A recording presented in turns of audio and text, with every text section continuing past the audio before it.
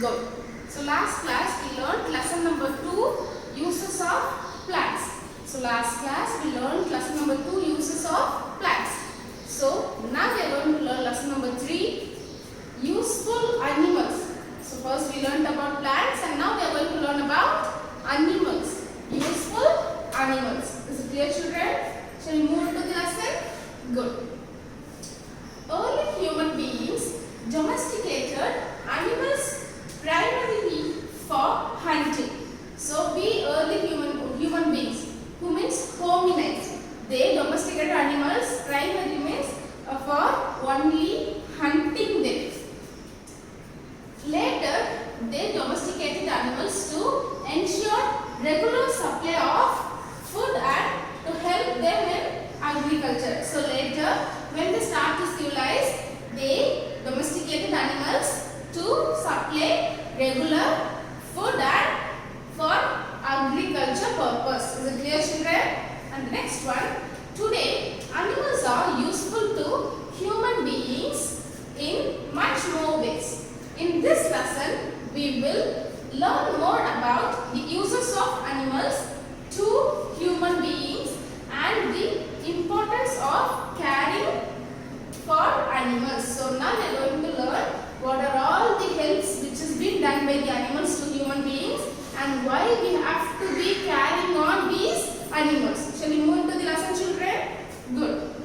First one, domesticated animals. So what are the animals which human beings will domesticate? Domesticated animals are classified into two types. First one, farm animals and the next one is pet animals. So two types are there. The first one is farm animals and the next one is pet animals. So now we will see what are the farm animals. So the farm animals are kept in farms. Farms means herd of animals. They will be given a separate place to live. Farm animals are kept in farms. Some of them are reared for meat and some are used to carry loads. So some are reared means to breed and look after animals on a farm. So the place where they are growing is called reared. So they are reared for meat and some are for carrying loads. So what are the animals are? What are all the animals which are farm animals means? Chicken, sheep, cows and horses. These are all farm animals. Or some examples of farm animals. So these chicken, sheep, cow, these are all used for meat. And these horses are used to carry loads. So that's why they are called farm animals. The next one is pet animals. The next one is pet animals. Pet animals are kept at home. So farm animals are kept at farms. Pet animals are kept at home. And they are very friendly with human beings. These pet animals are very friendly with human beings. For example, cat, dog and parrot. These are pet animals. So these animals, what they are doing? Cats kept mice away from our house or home. Dogs guard the house. So they are also doing some sort of work which is very useful for human beings. So farm animals are grown for meat and carrying load. Pet animals are grown friendly and they are very friendly with human beings. For example, cat kept mice away, dog guard the house. So they are also doing some sort of work which is very useful to human beings. Children, now we will see how animals are important in dairy products and poultry. So dairy products and poultry.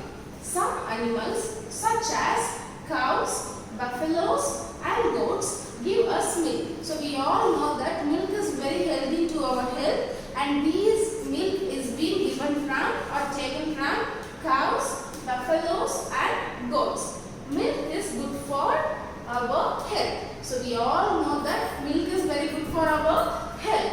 We get many dairy products such as ghee, butter, cheese, cream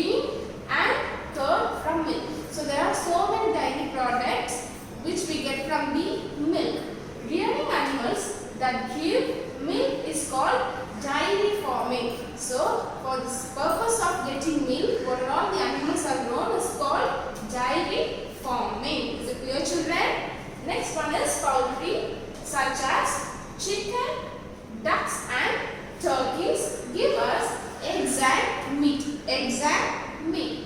Rearing of birds for their eggs and meat is called poultry farming. So first one, these animals are reared for milk and milk products. Here, chicken, ducks and turkeys are reared for their eggs and meats. Is it clear, children? The next one is wool. The next one is wool. Sheep are reared for both milk and wool, milk and meat. So we know that sheep is already reared for both milk and meat. Wool is used to make sweaters, gloves, socks and many other products which keep us warm in winter. So we already know that they are giving us milk and meat. And the hair of the outer skin of the sheep, which is called wool, is also very useful for us if we human beings. We make it as sweaters, gloves and socks and more other products which will keep us warm in winter. The next one, yak. Yak is a kind of humped ox. Humped means like camel hump. It is also a humped ox, but it is a type of ox with long hair, which contains long hair, which is found in large numbers in Himalayan region. So these kind of ox is found in Himalayan region. People in Tibet and Bhutan rear the yak for its milk and wool. So people in Tibet and Bhutan rear these yaks for their milk and wool. Is it clear, children? So the first one is dairy products for milk, poultry for egg and meat. So wool, those sheep is giving us milk and meat. It also gives us wool, which keeps us warm in the winter. Is it clear, children? So children, the next animal which will give us wool is the alpaca. Is an animal belonging to the camel family. It is also an animal which is belonging to the camel family. It is found in the Andes Mountains. It is found in the Andes Mountains in South America. It gives dark, fine, high quality wool. It is also giving us wool which is very dark and fine, high quality wool. Camel hair is also made into clothes. So the clothes which we wear is also made up of these camel hairs. Is it clear, children? So they are used as wool. So the next one is pashmina. One of the finest wool is obtained from a variety of goat called Charkhandi, found in Jammu and Kashmir. So in our country, from India, from Jammu and Kashmir, a goat which is called Charkhandi is one of the finest wool, and this cloth which is made up of this wool is called pashmina. Is it clear, children? So read whatever we learned today. Read the hard words. Read your lesson, whatever we learned today. Recap everything once again. Is it clear, children? Today's homework.